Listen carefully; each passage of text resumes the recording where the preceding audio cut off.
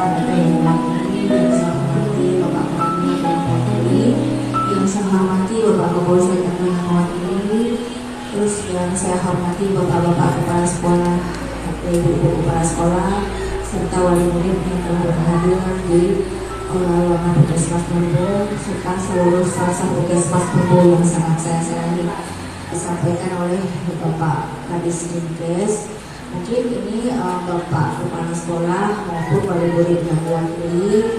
Kali ini kami sudah merencanakan pertemuan dengan lintas sektor. Tujuannya adalah untuk mendeteksi secara dini anak-anak yang di sekolah kira-kira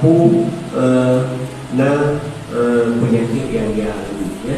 Kami pelayanan bayi, pelayanan ibu bersalin, sampai dengan pelayanan beberapa. Kemudian udah imunisasi, kadang sakit seperti anak-anak bisa sudah imunisasi campak, tapi kadang-kadang sakit. Kalaupun sakit, dia tidak akan jatuh kepada kondisi yang berat. Sekaligus secara bertahap, indikator ini nanti saya katakan ada pelayanan ibu yang menjadi rapornya pemerintah daerah di bidang kesehatan. Ini diharapkan capaiannya 100%. Kemauan dari masyarakat meningkat sehingga jumlah yang diimunisasi juga meningkat.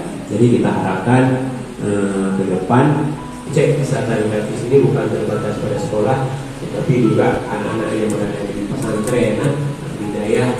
Acara ini tentang bulan imunisasi anak sekolah. Mari kita sukseskan. Karena itu memang salah satunya kurangnya edukasi, pemahaman di orang tua, bahwa di orang tua ini masih takut begini, takut begitu. Yang kelas 5 dan kelas 6. Nah, jadi seandainya dulu ada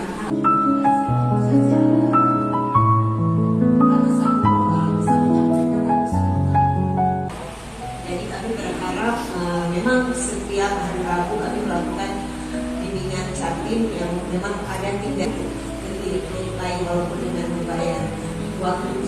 Ternyata di situ wali murid, kalau kita ambil di situ, itu peraturan terbaru ya Pak, nggak ada lagi persetujuan wali murid.